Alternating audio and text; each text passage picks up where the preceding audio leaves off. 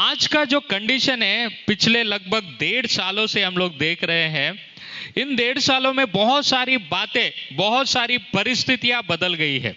और इतना सब कुछ होने के बावजूद जब हम लोग परिस्थितियों को देखते हैं, परिस्थितियों में कोई बदलाव नहीं आया, लोगों के जीवन में कोई परिवर्तन नहीं आया, लोगों के जीवन में कोई भी बदलाव नहीं आया। अगर हम लोग देखेंगे मसीह समाज को, हम लोग बाहर के लोगों की बात नहीं करेंगे, हम लोग जब कलीसिया की बात करेंगे, कलीसिया ने इन बातों से क्या सीखा, विश्वासियों ने इन बातों से क्या सीखा, विश्वासियों का जीवन इन बातों से कैसा प्रभावित हो गया। अगर इन सारी बातों को जब हम लोग ध्यान करते हैं या इन सारी बातों पर जब हम लोग सोचते हैं, तो एक ही उसका निष्कर्ष निकलता है कि विश्वासियों के जीवन में कोई परिवर्तन नहीं आया, कोई फर्क नहीं पड़ा। पिछले साल जो लोग प्रार्थना नहीं करते थे, आज भी वो प्रार्थना नहीं कर रहे। पिछले साल जो लोग बाइबल अध्ययन नहीं करते थे, आज भी वो लोग बाइबल नहीं पढ़ रहे। पिछले साल जो लोग परमेश्वर के सामने भय भक्ति के साथ नहीं जीते थे, आज भी वो लोग भय भक्ति के साथ नहीं जी रहे। लोगों के जीवन में, लोगों का मतलब विश्वासियों के जीवन में कोई परिवर्तन, कोई बदलाव नहीं आया। उनके खाने पीने में कोई बदलाव नहीं आया, उनके आत्मिक जीवन में कोई बदलाव नहीं आया, उनके सोच में कोई बदलाव नहीं आया। उनका जो आत्मिक स्तर जैसा था पिछले दिनों में, अब तो और उससे भी ज्यादा कमजोर हो गया। क्यों? क्योंकि 1.5 सालों से लोगों की संगति नहीं है, प्रार्थना नहीं है, वचन नहीं है। बहुत सारे लोगों को परमेश्वर के भवन में आने का मौका नहीं है। इसके कारण क्या हो गया? बहुत सारे लोगों का विश्वास ठंडा हो गया। जब हम लोग मत्ती रचित सुसमाचार उसके 24 अध्याय में पढ़ते हैं, यीशु मसीह ने जो बातें बताया कि आने वाले दिनों में क्या होगा, अधर्म के बढ़ने से लोगों का विश्वास ठंडा हो जाएगा, लोगों का प्रेम ठंडा हो जाएगा। आज वो सारी बातें हम प्रैक्टिकल में होते हुए देख रहे हैं। आज वो सारी बातें हम लोग अपने आंखों के सामने होते हुए देख रहे हैं। मेरे प्रियो, आज बहुत सारे मसीह लोगों को अवसर मिलने के बाद भी उसका उपयोग नहीं कर रहे। बहुत सारे क्रिश्चियन लोगों को समय मिलने के बावजूद भी वो उसका उपयोग नहीं कर रहे। बहुत सारे लोगों को प्रार्थना करने का समय मिलने के बाद भी प्रार्थना नहीं कर रहे। बहुत सारे लोगों को वचन सुनने का समय मिलने के बाद भी वचन नहीं सुन रहे। बहुत सारे लोगों को कलीसिया में जाने का अवसर मिलने के बावजूद भी वो कलीसियाओं में नहीं जा रहे। क्यों? क्योंकि इस परिस्थिति ने लोगों के जीवन को बहुत ऐसे बदल दिया है, बहुत ऐसे बदल दिया।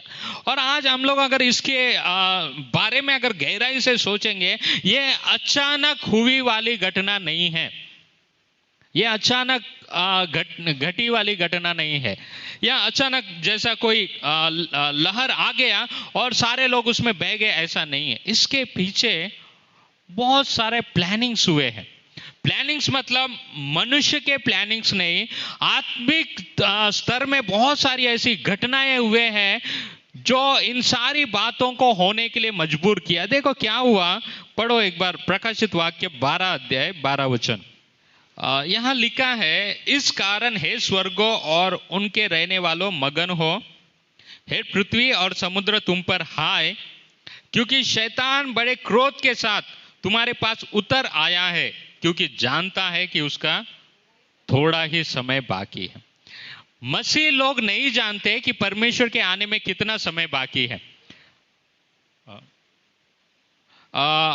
क्रिश्चियन लोग नहीं जान रहे, नहीं समझ रहे कि प्रभु के आने में कितना समय बाकी है, लेकिन शैतान जानता है कि प्रभु का आगमन बहुत निकट है, प्रभु का आना बहुत निकट है।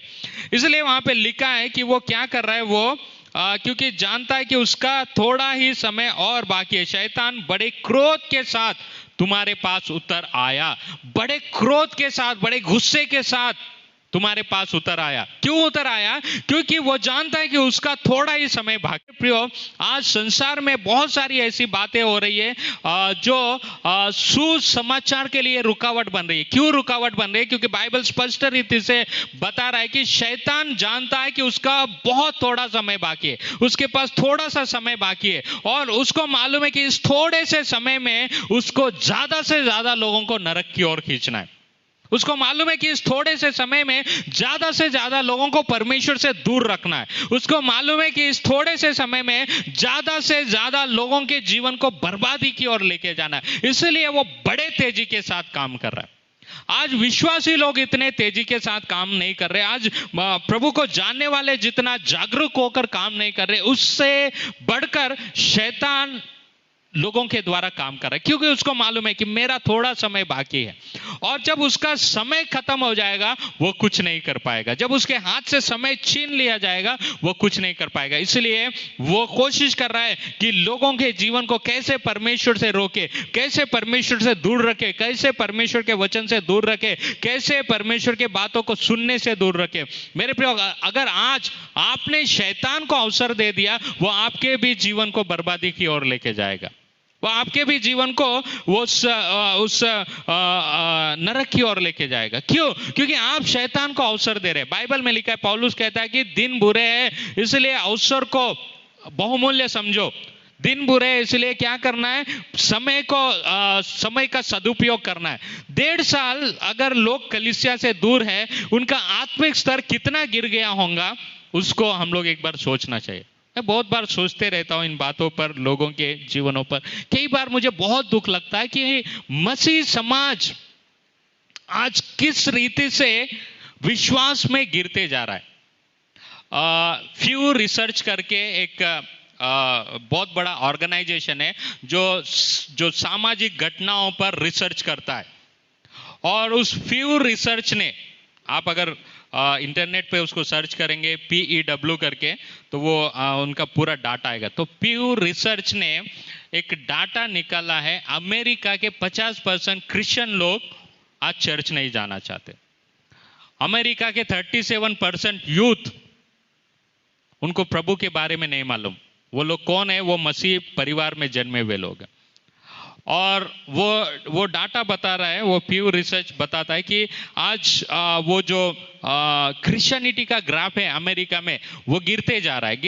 क्यों गिरते जा रहा है? क्योंकि लोग आज परमेश्वर के वचन के प्रति जागरूक नहीं है, इसलिए उनको सांसारिक बातों में इतना वे लोग व्यस्त हो रहे हैं, सांसारिक बातों से इतना वे लोग प्रेम कर रहे हैं कि उनको आत्मिक बातों की तरफ उनका मन नहीं लग रहा है।